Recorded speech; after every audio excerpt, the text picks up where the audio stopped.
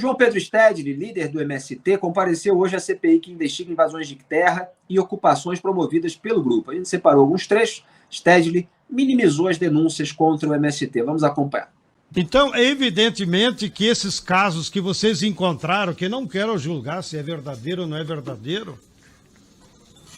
mas acredito que existem, mas nós, de sã consciência, não podemos atribuir a alguns casos como se aquilo fosse geral.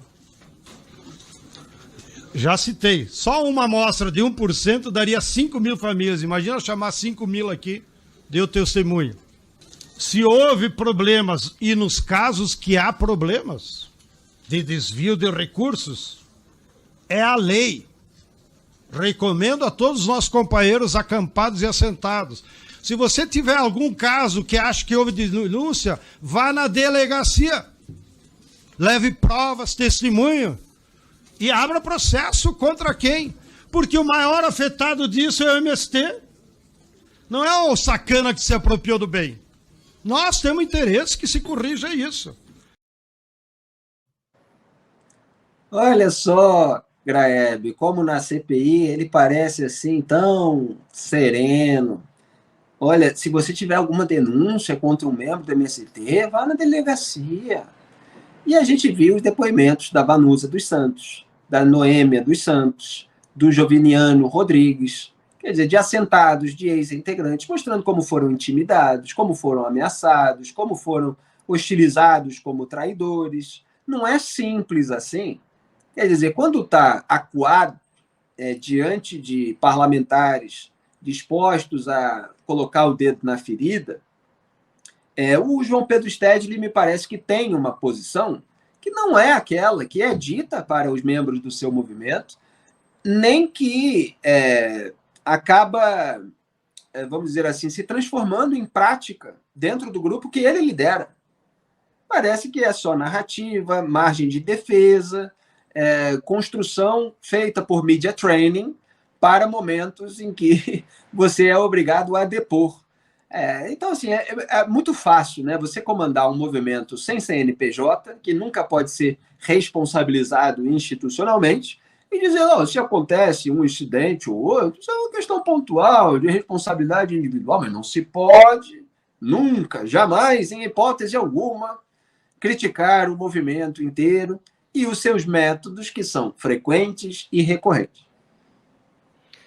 Felipe, uma das coisas que o João Pedro Stedley mais repetiu nesse depoimento, até onde eu pude acompanhar, é essa ideia de que os assentamentos, os grupos têm autonomia.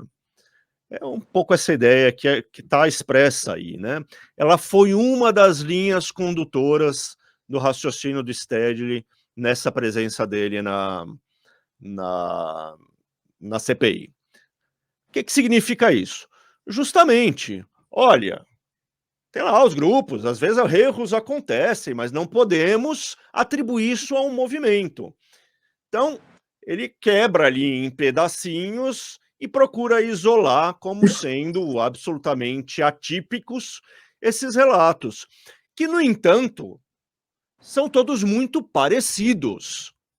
E não são todos do mesmo assentamento. São de assentamentos diferentes. Os depoimentos que a gente viu indicam, sim, um padrão. Um padrão que vem de diversos lugares do MST. Ou seja, tem alguma coisa, mais uma vez metaforicamente, na água que esse pessoal bebe, que leva esse tipo de coisa a acontecer. E daí é difícil acreditar que seja só uma coisa, uma questão estatística. Em todo grande grupo teremos aqueles exemplos de pessoas que perderam caminho, que se desviaram do que seria correto e tudo mais.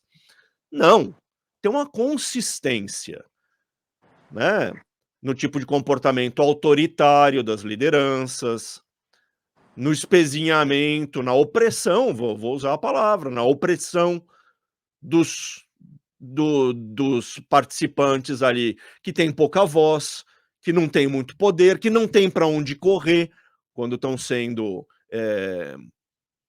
atacados por quem manda nos assentamentos, gente que não tem bens, que mora em barraca, que tem pouca roupa, que não sabe para onde correr quando se vê acossado desse jeito, do jeito que essas pessoas que o Felipe mencionou no começo relataram.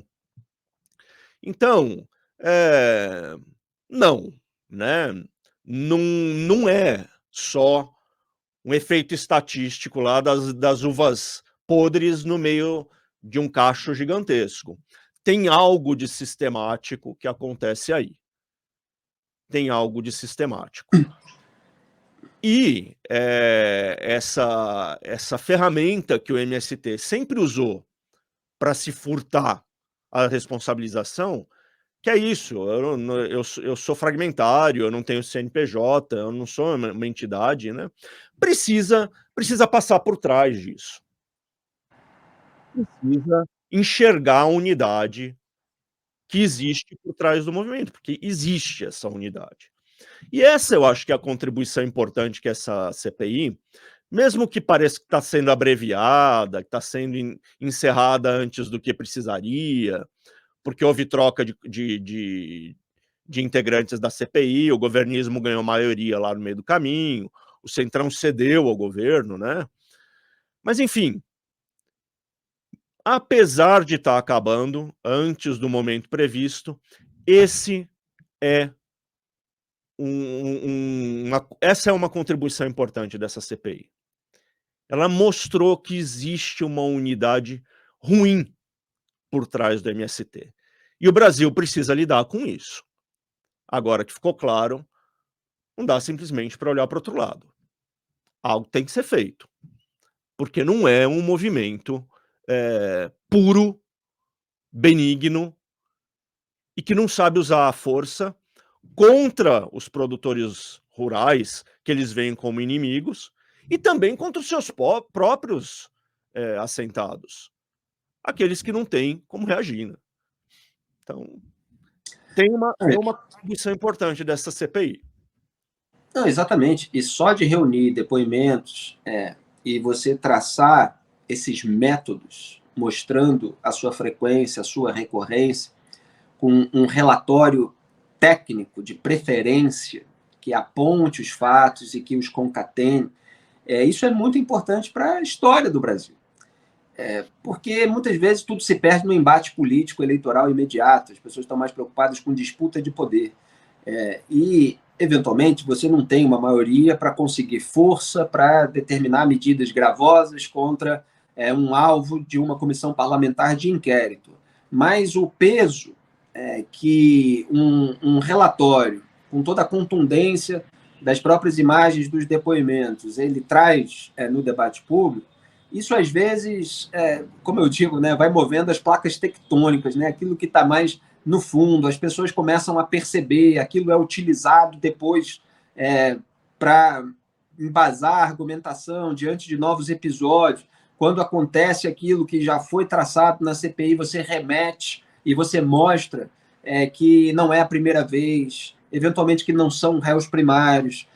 Você vai ganhando robustez no posicionamento crítico aquelas irregularidades, aquelas ilicitudes, aqueles mecanismos de manipulação de massa, inclusive de mulheres e crianças, muitas vezes usadas ali praticamente como escudos humanos na dianteira de atos criminosos. Então, tudo isso precisa ser colocado, independentemente do efeito imediato que possa gerar sobre as lideranças. Houve uma preocupação do governo de que o Stedley pudesse receber voz de prisão aí na CPI, porque ele não foi depor com habeas corpus, então não tinha direito ao silêncio, mas ele disse que estava treinado, que não tinha medo, etc. E, obviamente, acabou não sendo alvo de voz de prisão. Então, que o relatório seja robusto para, pelo menos, a gente ter esse capítulo escrito da história.